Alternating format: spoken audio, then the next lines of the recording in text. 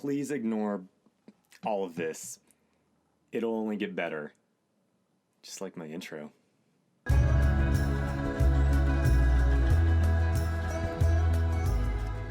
Hello and good day, fellow adventurers.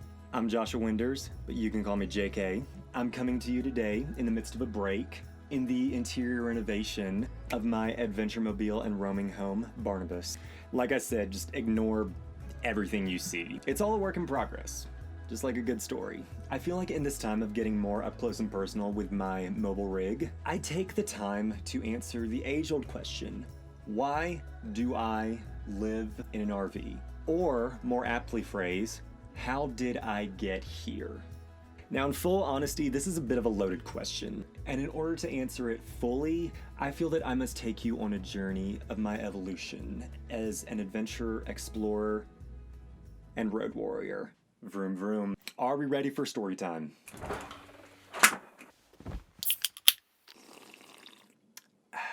Now, where would be a good place to start this story?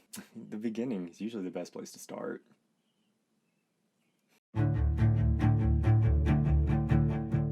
In the year of our Lord, 1993, in the suburbs of Atlanta, Georgia, Timothy and Lori Winders gave birth to a handsome, healthy baby boy.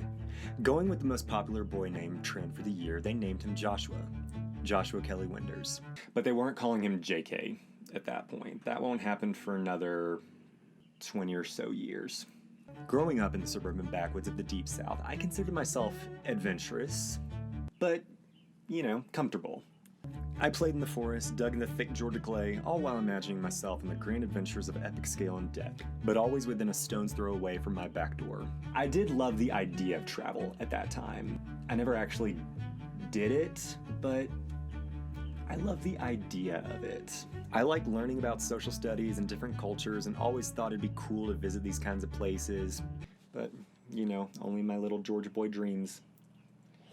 Parallel story. Through the late 90s and into the 2000s, Timothy and Lori were proving themselves to be quite the effective serial entrepreneurs, starting with a successful stint at part of Amway, which, by the way, if you or someone you knew was ever a part of Amway, you know those peanut butter energy bars.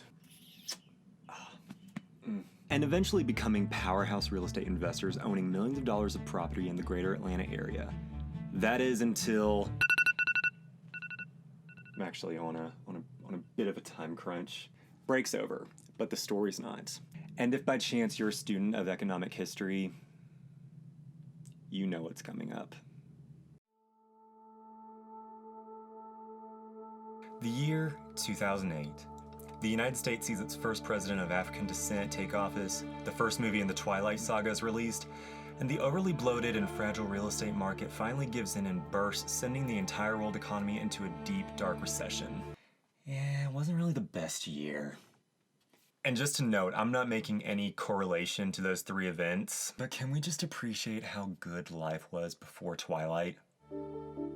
Everyone was impacted for the worse by the market crash of '08. Except for, strangely enough, the motorhome industry. But we're not going to get into that just yet. In the midst of all of that is going on, my family is facing crippling uncertainty of what the future will hold. But, in full honesty, this was actually the start of maybe the biggest period of growth my family has ever experienced. At the time, we were living in an above-modest home in a private golf course estate, and we decided to begin the long process of downsizing. Because at that point, why not? Oh, shoot.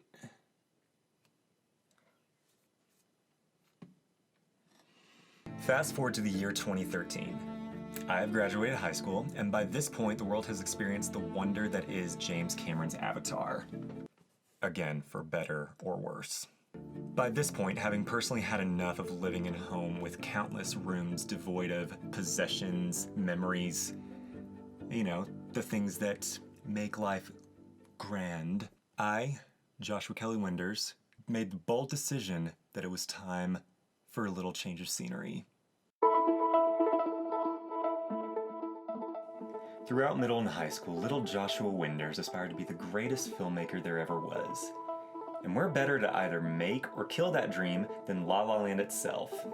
Besides, I had already at that point made up my mind that college just wasn't for me. So I might as well just throw myself into the fray and hustle until my dreams come true. That's how the story goes, right?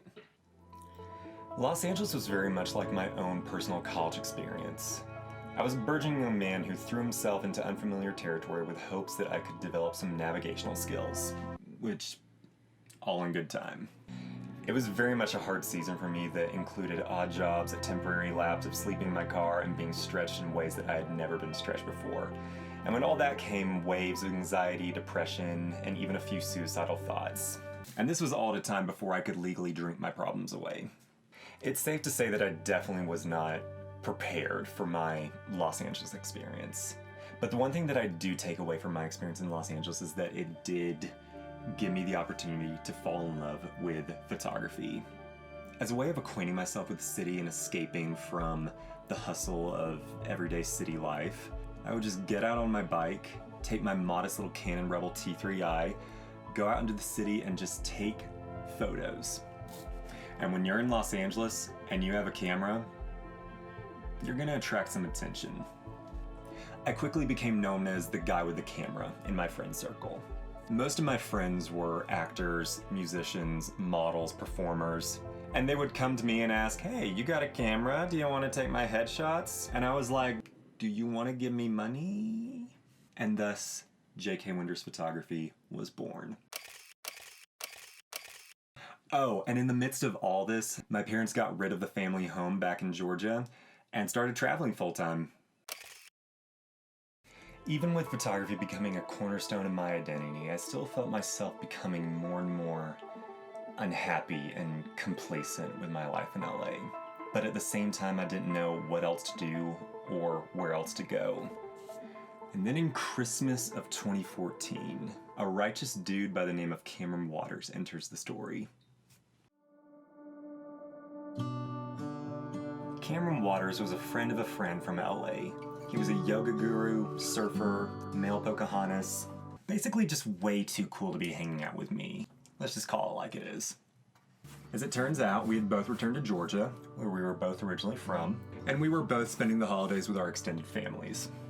Somehow he came across a car on Craigslist that needed transporting from one coast to the other, and then he put a blast out on Facebook to see if there was anyone out there wanting to share in an adventure.